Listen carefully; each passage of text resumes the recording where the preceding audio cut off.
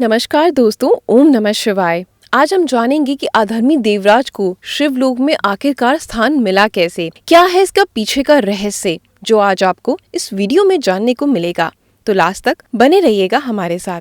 मित्रों, भगवान शिव की लीलाएं अनंत हैं।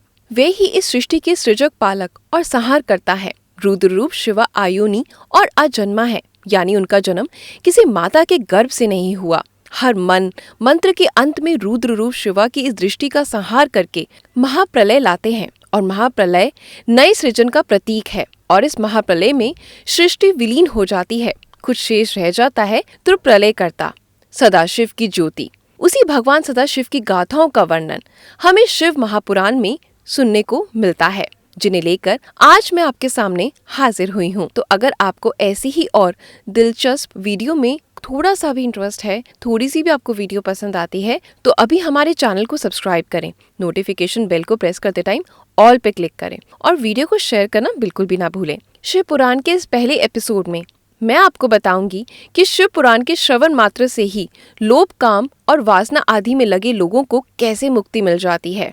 शिव पुराण की ये कथा, शिव पुराण वह परम उत्तम शास्त्र जिसका पूर्व काल में भगवान शिव ने ही प्रवचन किया था। गुरुदेव व्यास ने सनत कुमार मुनि का उपदेश पाकर बड़े आदर से संक्षेप में इस पुराण का प्रतिपादन किया है। इस पुराण के प्राणायाम का उद्देश्य है कलयुग में उत्पन्न होने वाले मनुष्यों के परम हित का साधन बनना। शिव पुराण को भगवान शिव का स्वरूप समझना चाहिए और सब प्रकार से इसका सेवन करना चाहिए। इसका पाठन और श्रवण सर्व साधन रूप है।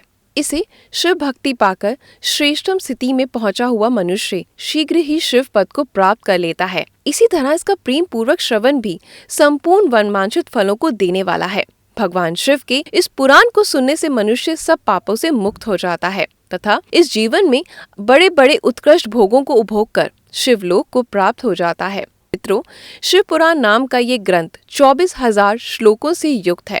इसकी 7 संहिताएं हैं। मनुष्य को चाहिए कि वो भक्ति, ज्ञान और वैराग्य से संपन्न होकर बड़े ही आदर से इसका श्रवण करे।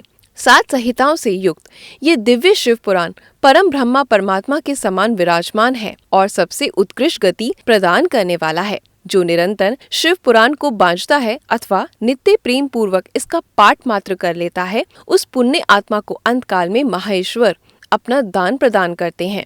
जो प्रतिदिन आदर पूर्वक शिव पुराण का पूजन करता है, वह संसार में संपूर्ण भोगों को भोग कर अंत में भगवान शिव के पद को प्राप्त कर लेता है।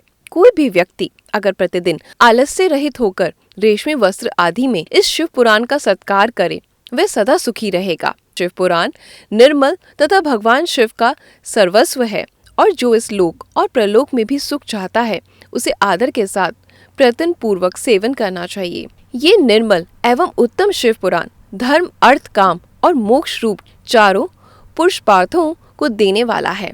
सदा प्रेम पूर्वक इसका श्रवण और विशेष पाठ करना बताया गया है। ये बताकर मुनि शौनक जी ने सूर्य जी से कहा, सूर्य जी, आप धन्य हैं, परमात्मा तथ्य के ज्ञाता हैं।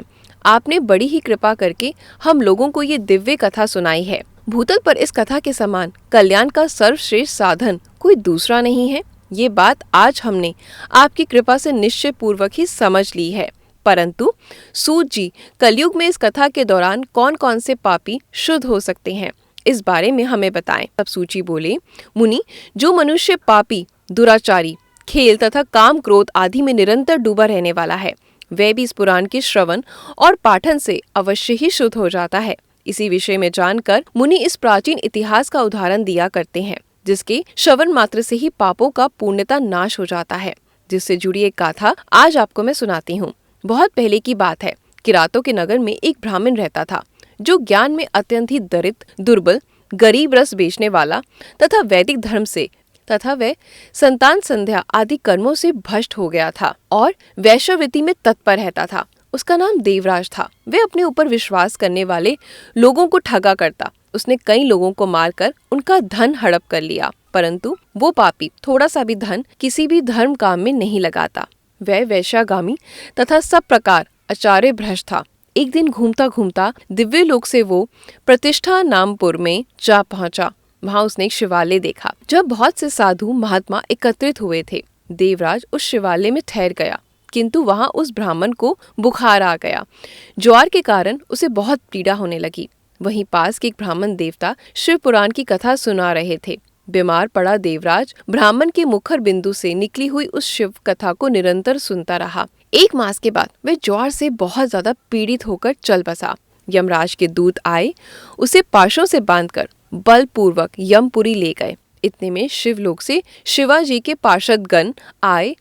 उनके अंग कपूर के समान उज्जवल थे, हाथ में त्रिशूल से सुशोभित हो रहे थे और उनका संपूर्ण अंग भस्म से आच्छादित था। रुद्राक्ष की मालाएं उनके शरीर की शोभा को बढ़ा रही थी। वे सब के सब क्रोधपूर्वक यमपुरी में आ गए।